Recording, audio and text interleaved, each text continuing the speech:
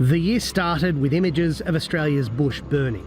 34 people killed, 180,000 square kilometres of land scorched, and an estimated economic loss of more than $100 billion.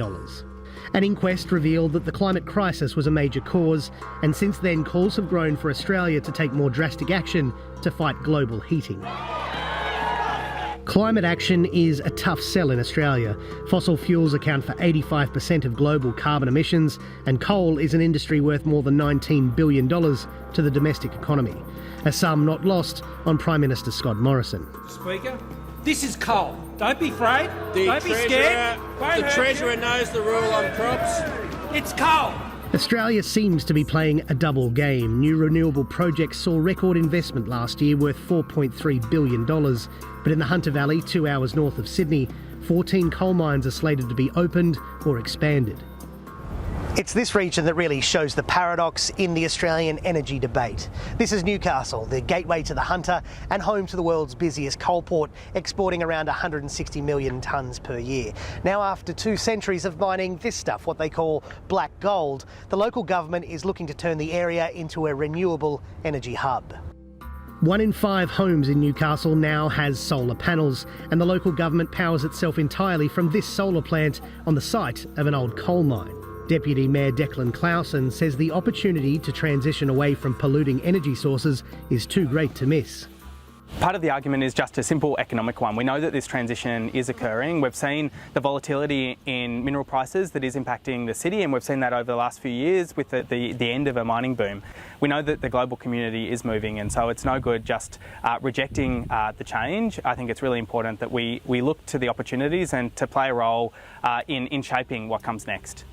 The city of Newcastle is symbolic of the winds of change blowing through the Hunter Valley.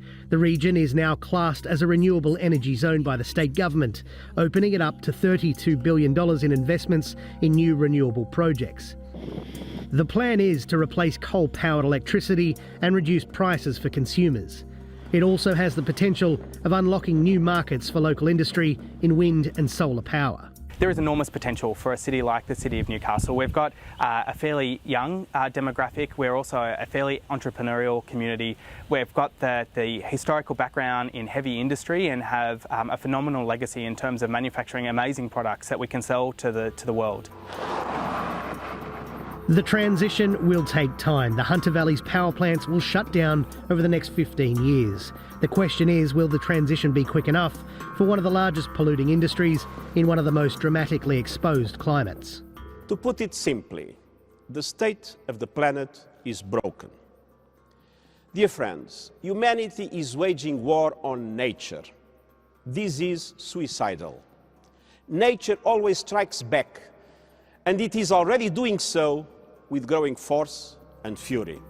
The United Nations say this year is expected to be one of the warmest ever recorded, with the world on the brink of climate catastrophe. But if Newcastle, a city built on coal, can go green, there is still hope. Lachlan Guselli, TRT World. Let's go now to Rachel Cletus, Climate and Energy Program Director at the Union of Concerned Scientists. We heard in that report about what's happening in Australia, but can we talk about an International Red Cross and Red Crescent report that says none of the 20 countries worst affected by climate change get enough aid from the international community to fight the crisis? Why is their plight being ignored by international donors? This has got to be one of the most unjust aspects of climate change, that the impacts are falling on countries that have contributed the least to the problem and are least able to cope with some of these deadly and very costly impacts that are already happening all around the world. The bottom line here, rich developed countries are just not playing their part yet in doing what's right, in providing the aid that's needed, and that they are responsible for because of their historical contribution to the emissions that are fueling climate change today.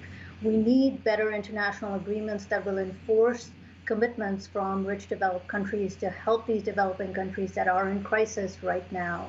Now, when we talk about forming consensus or getting commitments from countries around the world on these targets for climate change, the Paris Climate Agreement was agreed upon. It's been, quite a lot of time has passed since then.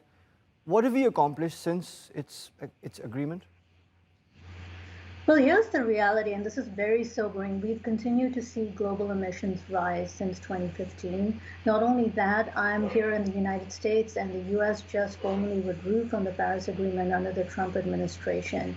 No other country has, of course, joined the US. Every other country is still in the Paris Agreement. Now, of course, the Paris Agreement is only as good as the domestic policies that countries go back home and implement.